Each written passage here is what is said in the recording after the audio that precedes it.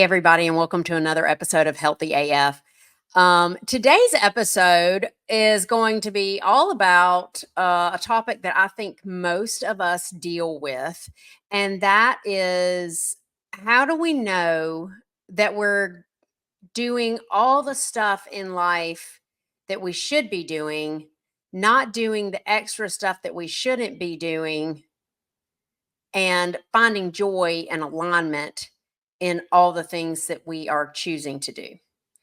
And this comes straight up out of some client sessions, okay? Out of my own life and experience with the over busy, overwhelmed, robotic, automatic. Well, yeah, I go to church on Wednesdays and I go to, CrossFit at 12 noon on Tuesdays. And I go, that kind of going through the motions. And I've heard so many people describe it as, Amy, the same old, same old. I say to them, where would you like to focus your session today? And they're like, I'm just dealing with the same old, same old. Okay. Or I hear wash, rinse, repeat. That's what I hear. I have one client who always says, Amy, I just feel like I'm stuck in the wash, rinse, repeat. Okay. Well, here's how we shake that up. And I want to start by talking about your kitchen junk drawer. Now, I have a kitchen junk drawer. I think everybody has a kitchen junk drawer. In fact, if you don't have a kitchen junk drawer, then I'm a little concerned about you. Everybody's got that kitchen junk drawer. And for me, mine did not start out a kitchen junk drawer. Mine started out as a utility drawer, and it had a certain section for all the lip balms, the paper clips, the rubber bands, a pair of scissors, a screwdriver, a pair of hemostats. If you don't know what they are, we use them in the healthcare setting, and they are really handy as like kind of tweezery things. Couple pencils, couple pens, little notepad of paper, maybe some Post-it notes, twist ties. Got to have twist ties in your kitchen junk drawer. The neighborhood phone book. Got to have the neighborhood phone book. All the things that you'd want to get that are important and useful in your life lives in that kitchen utility drawer. And that's how mine started. And at some point, it became a junk drawer. Now, I was not aware that it was becoming a junk drawer. I just knew that, the twist tie from that bread went into there, and then the other twist tie also went into there, and then the little clippy thing that sometimes they give you like on a sack of potatoes, sometimes on bread, it looks like a little square with a hole. Well, that got in there too, because you could use that as a twist tie things, or it might be useful somehow, I'm not sure. And then the hair bow that I found laying on the floor, that was clearly one of my daughters, that got thrown in there. Those 3M sticky things that I bought, and I used 3, but we had a 4th one in the pack. I didn't want to put that in my toolbox because I know that I'm going to lose it in there or not remember where that got in there. The new neighborhood phone book also got in there. The charging cables for the speaker, that got in there. So my kitchen drawer was going from utility drawer to junk drawer underneath my nose. I was the one doing it. And I could see it happening from the distance, but I was choosing not to acknowledge it until this morning. And that thing happened. And we know what that thing is. My kitchen junk drawer would not close. I went into the junk drawer. I got out the hemostats to clean out clean the dog fur out of the Roomba, and the junk drawer would not close. That's what I like to call one of those moments that you can't unsee. See, I've been watching that junk drawer get junky. It's been harder for me to close recently I've had to move some things around, maybe like, just mash them down, stick them in the back, rearrange them a little bit. But then came the day that I could not close the junk drawer and I couldn't unsee it. And frankly, I couldn't deal with it right then because I had a client to get to. So that junk drawer just sat there hanging open, kind of begging for my attention. And there I have a choice. What do I do with the junk drawer? Do I rearrange it yet again and close it again? Do I stop what I'm doing today and deal with it? Do I completely rearrange and make it utilitarian? Do I take half the stuff out? Is there stuff that I can let go of? Is it all super important? Is the neighborhood directory from 4 neighborhoods away really necessary anymore? So, I've got lots of options on that kitchen drawer, which is, by the way, still open and looking at me. It's that way with, the things we choose to put in our life. I see it all the time. We put activities, people, habits, foods, exercises, we put them in there and they're useful and they may even be fulfilling. And there might be a reason why we're hanging on to that twist tie, that thing, you know. At some point though, we have opportunities where our kitchen junk drawer won't close. For my clients, it usually sounds something like this. I don't know why I keep eating the cookies I'm eating. Okay, well, let's talk about when you were eating the cookies. Well, I was just so stressed. I had to do this and this and this and this. And the neighbor was calling me, and the church people were banging on my door, and, work is out of control. And I'm having, some issues managing all of this. Okay. Well, now your junk drawer just isn't closing now. So when we live in this go, go, go automatic, I signed up for this thing 3 years ago, but I haven't taken the time to reevaluate if I still want to do it anymore. The stuff just tends to pile.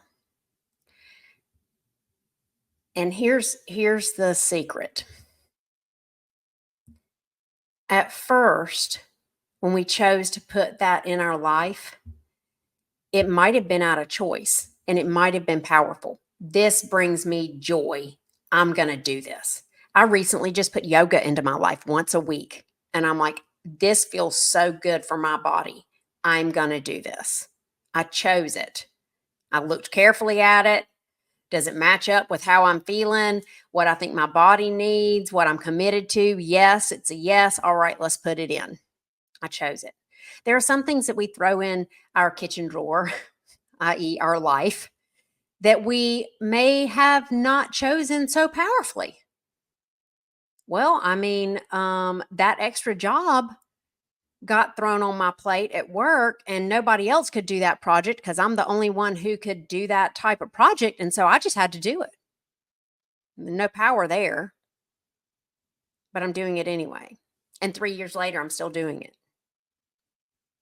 Right. So when you look at all the things that are in your kitchen junk drawer called your life, there are going to be some things that you put in there powerfully. There are going to be some things that you likely did not put in there powerfully, but you just took. And there might be some things in there that still light you up. Like, wow, I really love going to my church service at 8:15 in the morning on Sundays. Okay, great. So there's going to be all kinds of things in your kitchen junk drawer. At some point, there's an evaluation that has to happen on whether or not everything should still be in there. Now, that point could come to you because life has handed you an opportunity. that point could come to you like a chronic illness or a major life shift. I don't know. It could come to you just because, like you walk past it and you're like, oh, wow, the drawer is looking full. I need to look at this. I wanted to do this episode in two parts because there are some tools that we can use and some coaching I can give you to work with when you realize your kitchen drawer is too full. But part one of correcting, wow, I feel like I'm on a wash, rinse, repeat. I feel like I'm dealing with the same old, same old. I don't know why I can't keep my hand out of the cookies. When you're dealing with that, it's likely that you're actually not seeing that your kitchen drawer is full to bursting. You're just not seeing it. And there's a really powerful gift when you see it. And people don't appreciate it. They step over that. That moment that you realize your kitchen junk drawer won't shut, that moment that you realize you're doing a bunch of stuff that actually you either don't want to do or you never wanted to do or just isn't bringing you joy, that is a moment of choice and decision and power that you cannot unsee.